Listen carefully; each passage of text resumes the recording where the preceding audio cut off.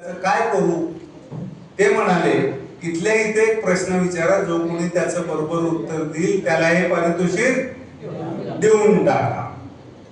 प्राध्यापकांनी विचारलं, सगळ्यात जास्त आळशी कोण आहे, त्याने हात वर करा. आम्ही हात वर केले सगळे. आम्हाला वाटलं ते आता मिळेल आम्हाला जे काय आहे.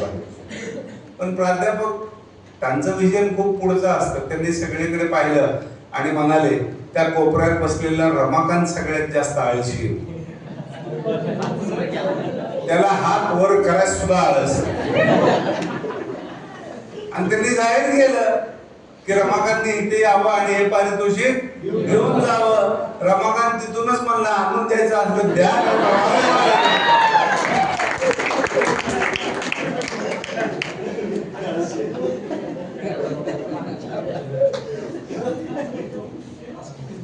एक सावित्रीच्या लेखीन करता एक कविता लेख काय असते.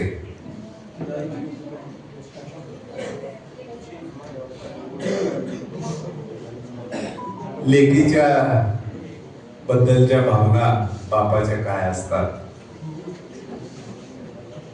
लेक जिव्हाळ्याच रान, लेक जिव्हाळ्याच रान, लेक आनंदाच गाण, भाग्यवंताला लाभते लेक सद्गुणाची खाण. लेक जिव्हाळ्याच रान, लेक आनंदाच गाण, भाग्यवंताला लाभते लेक सद्गुणाची खाण. लेक लक्ष्मीचं पाऊल, लेक सुखाची चाहुल, लेक लक्ष्मीचं पाऊल, लेक सुखाची चाहुल, काळजाच्या अंगणात लेक सुगंधाचं फूल, लेक ममतेचा माळा, लेक जीवा पाडलळा, लेक ममतेचा माळा, लेक जीवा पाडलळा.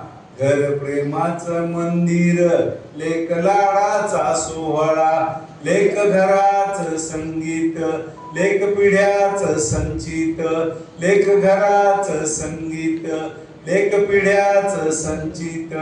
माय बापाच्या जीवाला लेक गळ्याच ताईत, लेक जिजाऊ सावित्री, लेक अहिल्या बहिणा, लेक जिजाऊ सावित्री, लेक अहिल्या बहिणा. नेया बाळाला कीर्ती, लेक घराचा दागिना, लेक मनाचं पैंजण, लेक दिवाळीचा सण, लेक मनाचं पैंजण, लेक दिवाळीचा सण. खऱ्या मायेचा ओलावा, लेक पुण्याईच धन, लेक ज्ञानोबाची ओवी, लेक तुकोबाची गाथा, लेक ज्ञानोबाची ओवी, लेक तुकोबाची गाथा. जेथे लेकीचा सन्मान, तेथे टेकवूया माथा, जेथे लेकीचा सन्मान.